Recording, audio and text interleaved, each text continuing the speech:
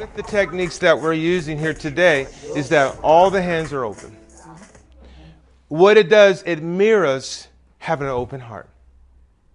And that's what we're trying to teach people to understand. There's no sense to fight. There's no sense to get into this type of fight. And that's what happens to most people. They want to either fight or flight. And what I'm trying to share with people is that keep that dialogue, that we can talk, that we can work. You can control me. I'm also helping you to control you because I'm not responding to that level. Right, because in schools it's a zero tolerance. In some organizations, zero tolerance for violence, zero tolerance for hitting, kicking, cussing, and all things. So basically what I'm trying to show people is that, and for people who are watching this segment, my system does not deal with that. It's right in line with school policies. I want you to show me some of those techniques. You know what? I'm about to do it right now. One of the things that people need to realize, just because a person has been called disabled, that's not true. It's just that they have a mishap. That's all it is.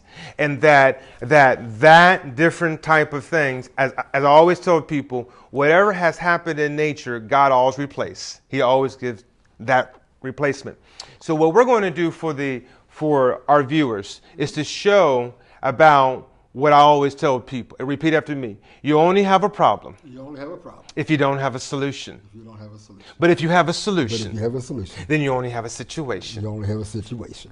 See, and that's what I want people to understand. Robert already has a solution. You just think that he doesn't because he's in this wheelchair.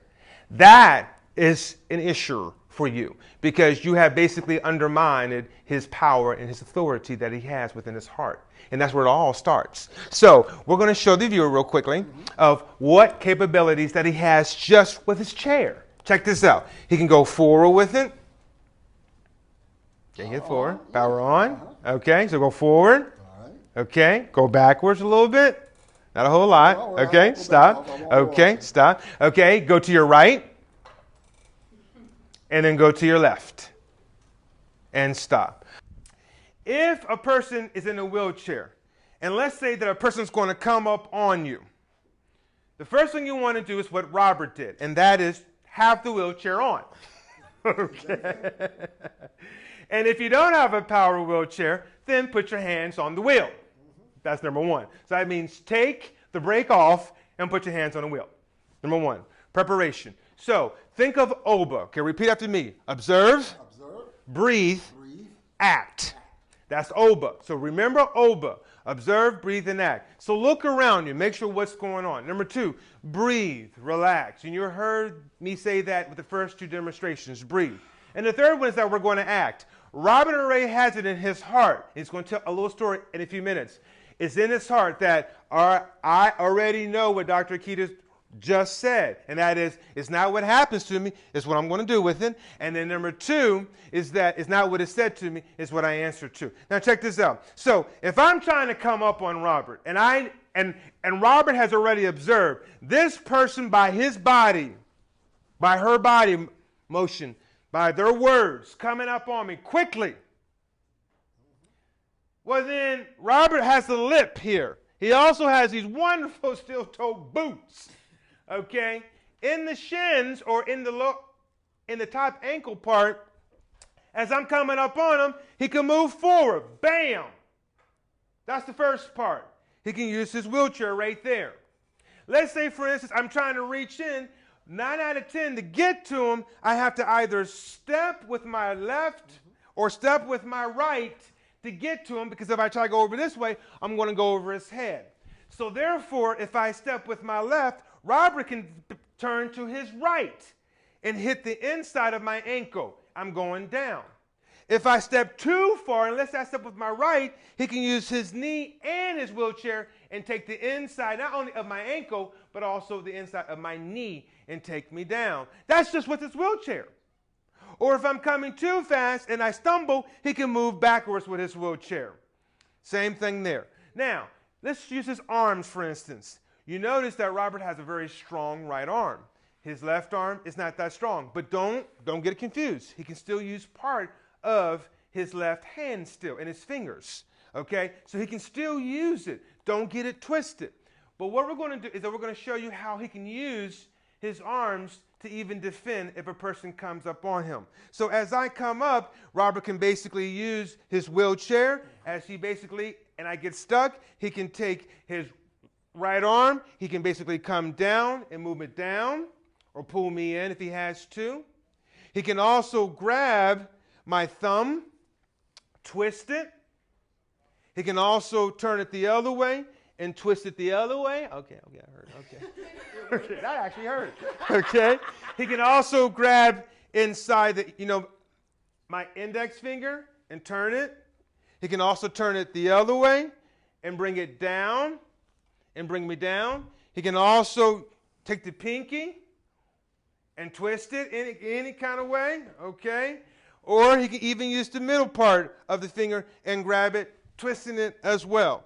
Okay, so it doesn't take much pressure at all. But the whole key that people don't. Now here's the other part that a person can do. And this might resort where you might have to. He also has his mouth. If he has to, he can take a part of you and do a Mike Tyson. Okay? I know that sounds mean, but you can do it. So those are some of the things that Robert can do just for self-defense purposes. And I like the one that Go you ahead. showed me earlier. Don't go away. As you came up and you had your hand open and were coming at me like that, Twist this, it, right? I can even come in between the fingers. And grab the finger, yeah. And twist. And you were saying something that really amazed me. It only takes how many pounds of pressure? It takes 1.5 pounds to break. To break. That's it. Less than 1.5 pounds to break it. And people don't realize that. And Robert, tell us a story about the time that someone tried to attack you. This again, because what you were just showing me is what we call the last resort. And that's dealing with violence. Right, physical violence. Physical violence. Mm-hmm. But what happened to me, and this is years ago when I was actually quite young, I was in my 20s. And I've always been disabled, always had the same disability. And I was working in an after-school program at a recreation center, and a young man who was having some psychological problems literally came up in back of me and put an X-Acto knife, which is like a razor blade, to my throat.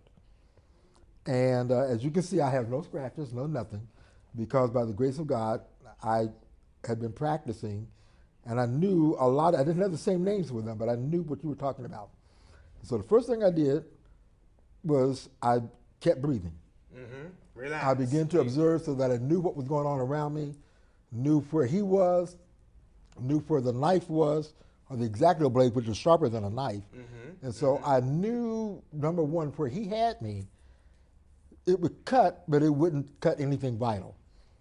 And then I began to simply talk to him. I never went, right, and I began to talk to him, right, asking him, did he know what he was doing? Why was he doing? Did he know alternatives? Talking to him, saying, reinforcing, you really don't want to hurt me. I know that.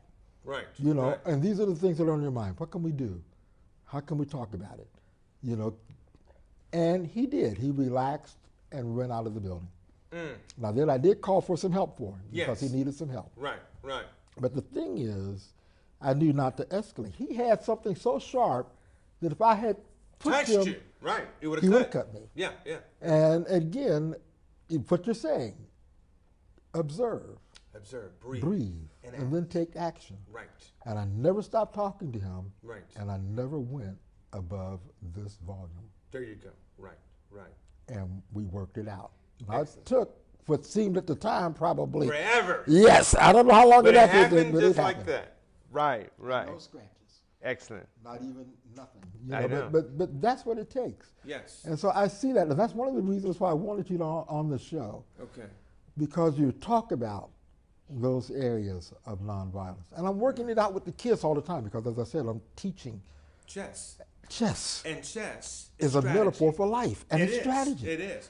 And it's all about doing what you just talked about. You observe, you breathe, and then you take action. That's right. And that's chess.